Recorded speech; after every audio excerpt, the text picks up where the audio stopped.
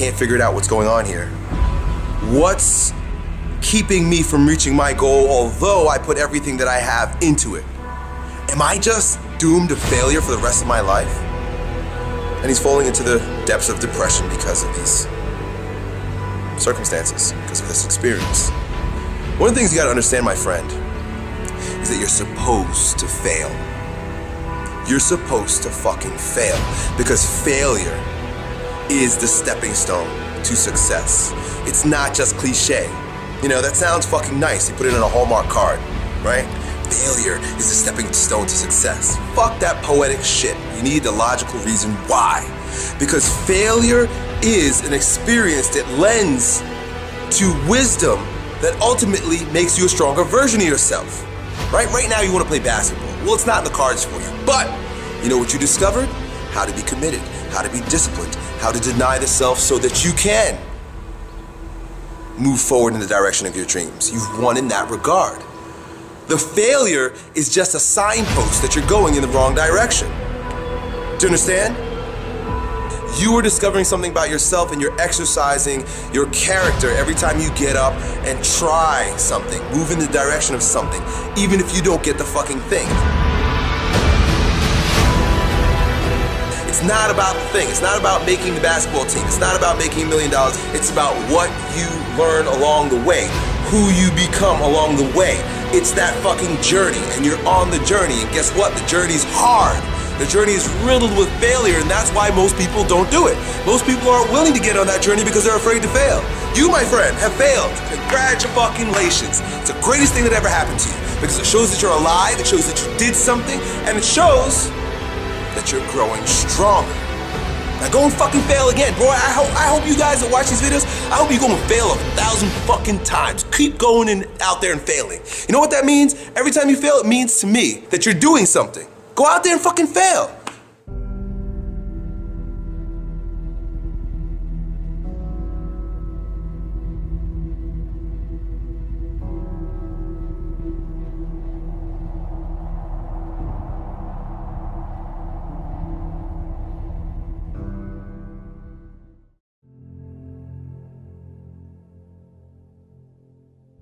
I have no interest in being happy. I wake up and say, how can I be proud of myself? What can I achieve that makes me proud of myself? How can I do things that make other people respect me and are proud of me? How do I have a day which I complete when I come home? The woman who's in my house says, wow, there's no man like you. How do I live a life so my children look at me and go, Dad's a superhero? How do I make my mother call me and say, I couldn't possibly be more proud of you? I choose proud. I don't choose happy. So if you were to say to me, this cup of juice will make you happy, I'd say, I don't want it. What do I want to be happy for? Damn, I want to be proud of myself. That's some real shit, bro. So damn. What do you do to make you? What do you do to make you proud of yourself, and what do you do to make others proud of you? I have duties to complete. I have to live the exact same life, regardless of how I feel. So, for me, happiness is not a good indicator on how life should be lived. You shouldn't wake up and say, "How happy am I today? How does that affect how I act?" That's not how I operate. I wake up and say, "What must be done? What will allow me to be proud of myself? What will allow me to achieve?" And those things will be done regardless of how I feel. And that's how the most successful people on earth all operate. The most successful people on earth don't only do things because they feel happy about doing them. The whole world doesn't give a fuck if men are happy or not. Nobody cares about men being happy. We talk about women being happy. We want children to be happy. If you look at a full-grown man on Christmas morning, he's smiling because his wife is smiling. He's smiling because his children are smiling. Nobody even buys him anything. What do they buy the dad? Socks? Nobody cares about men being happy. So why do you as a man care about you being happy? That's how you're going to fall into these traps. I'm a very content person. I live a fantastic life. I'm not miserable or depressed. I'm not sad ever. But I don't wake up and go, I want to be happy today. No, sir. I wake up and say, okay, things must be done. And those things will be completed regardless of how I feel. Regardless of how I feel. You can lock me in a dungeon for an unknown amount of time in Romania, and I will still complete as many push-ups as I can possibly do in the dark by myself. What else am I going to do? Sit there and be sad? Happy or sad? The push-ups must be done. It's called duty. It's called honor. It's called pride. If you had these things, you would never do dumb shit in the first place. So I'm asking you why you don't have them. You could be a genuine force for good in the world. And you know what's funny? The funniest thing, the most ironic thing about all of this is that if you don't prioritize happiness and you prioritize feeling proud of yourself, you end up happy by extension. I'm happy because I'm proud of myself because I have a fucking fantastic life and mansions and supercars and money, most famous man in the world, thousands of love letters a week from beautiful women, street credit in every single fucking city on earth. Of course I'm happy, but I didn't ever choose to try and be happy. If I would have chosen to try and be happy, I would have never ended up happy. If you are struggling with the motivation to be a winner, then stay a fucking loser. No problem. Stay a loser. Don't care. Because in my circle, there's no losers around me. Your energy is disgusting. I find it revolting. I don't like weakness around me, even near me. And sometimes when you're true to yourself, it may seem like the Matrix is trying to convince you that if you're a weak little cuck and you're a feminist and you're a little coward, that women will like you more. No, women respect men who stick by their principles and their beliefs. And the principles and beliefs of a man are always to do what he is supposed to do, regardless of how he feels. You must train when you don't feel like training. You must protect when you don't feel like protecting. You must be a good man. And when you're actually a truly good man and a high value man, this is something I absolutely realized in jail. And I said to you, I said, Tristan, I have no problem suffering if the people I love are not suffering. My children are taken care of. The women I love are taken care of. My mother is taken care of. Everybody around me is fine. Even if they've removed me from my life and locked me in a jail cell, everybody I love is taken care of and is protected and is living good. I must suffer because I am a man. I am the head of my empire. I'm the head of the clan. Of course I will suffer, but the people I love are not suffering. This is what God has bestowed upon important men since the beginning of time. Not just important men.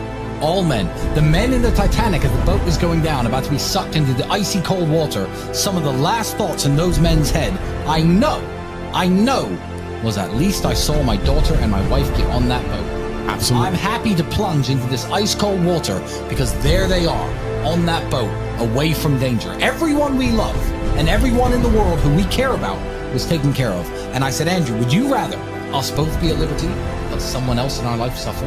Mom suffer? Our kids suffer? The mothers of our children suffer? No. I'm glad it was me. I'm glad I was the one who was suffering and everyone else was okay, because that's what being a man means. When you're a man, absolutely you're right. It is our job to suffer so the people around us do not suffer. And that's why if you're a man and you're waking up every day and you're not trying your very best to be important or upgrade yourself or upgrade your character, or you're lacking motivation, then you have a serious problem, because it is your job to be capable of dealing with the insurmountable pressure which God is going to put upon you so that when you suffer, everyone around you does well. Our lives are set up that even if they throw us in a dungeon today, everybody we love will be okay forever. And that is what's most important. That's the most important thing. That's success. Would your wife have a roof over her head? Would your children eat? Would your family be okay? Think about these things. This is what you're working for. You're not working to make money so you can buy a Lamborghini. You're working to make money and you're thinking outside the box and you're becoming your best version of yourself, so all the people around you will always be okay no matter what happens. It is your job as a man to suffer. And we did our job fantastically, absolutely not as we should. We always will. And we always will. And everybody around us was okay. And that is extremely comforting in times of hardship, because we're built for suffering. We were absolutely not built for suffering. No matter how close I came to crying inside of that jail cell, I knew all the people around me were safe and all the people around me could eat. And that's all I cared about. When I would call other people and they were asking me how I was, I'd say, we don't want to talk about me. How are you? Are you okay? I'm in a jail cell in Romania. I'm making sure that everyone I love is okay. I don't need them to sit and worry about me. I worry about them. That is what a man does. And you must prepare and set up your life for that. You must be prepared to be plucked from life and understand that everybody around you who once relied on you will still be relying on you, even when you sit in that jail cell. It's still up to you. You are still the man of the household. Only you. And if you don't pay the bills, who's going to do it? Your wife's just going to what? Go get a job, get like 5 jobs and raise your kids? How's she going to do that? You must be prepared for these things. That is what you're working for. So if you wake up every day as a man and you say, I don't have motivation to become strong, I don't want to work hard and get rich, I don't want to try and become financially free, what you're saying is that the second you disappear, everyone who loves you and respected you and relied on you is going to starve. How can you live that way as a man? Absolutely not really unacceptable. I train every single day, and it doesn't matter how I feel. So, in fact, I would actually argue that the number one way to deal with most of life's problems is always the same thing. You were saying that people deal with things in many different ways. That is true. But in my experience of life, there's only one way to deal with anything. It doesn't matter if you're heartbroken. It doesn't matter if you're sad. It doesn't matter if your bank balance is low. It doesn't matter if you lose a family member. It doesn't matter what it is. The answer to everything is always the same. Hard work. Work harder. The worse things are, the harder I will work. Jail changed me, and I had some trouble in there. I never missed a single day's training. Since I've left jail, I can't sleep. I have nightmares. I've been training harder than I've ever trained. I put it all over Twitter. I'm doing 6-7 hour days. I could sit around and complain about being tired. I could sit around and be a bitch. I could sit around and cry, or I could just work harder than I've ever worked. It's fantastic that I can't sleep. It's all the time I need. So I can train endlessly. So my point is the answer is always hard work. What else is my answer going to be? I'm struggling with something. I'm going to work less. Does that make sense to you? How's that going to fix anything? Now, as I decipher the puzzle, because that's what life is, it's a puzzle, and as I decipher the lesson that has been bestowed upon me by God, and as I repair my mentality and become a more content individual, or perhaps a more stable individual like I was before, at least in the meantime, I've done a whole bunch of work. At least I've gotten bigger, stronger, faster, richer. What else am I going to do? Sit around and mope like a dummy? The answer is always hard work. Anyone who's watching this, no matter what problem you're facing in your life, there's only one answer: work. Work harder. It's actually funny, and I've said this before, so I'm going to say it again. You can also take the antidote before the poison. If you're always working as hard as possible, it's actually very difficult for bad things to actually catch up with you. You can take the antidote before the poison. Most people don't even work very hard. You think you work hard. You could work a lot harder.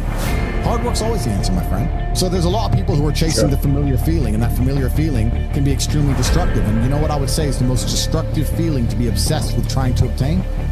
Happiness. Constantly, as a man, trying to chase happiness as the most destructive thing you can do for your life. Because you can't delay gratification.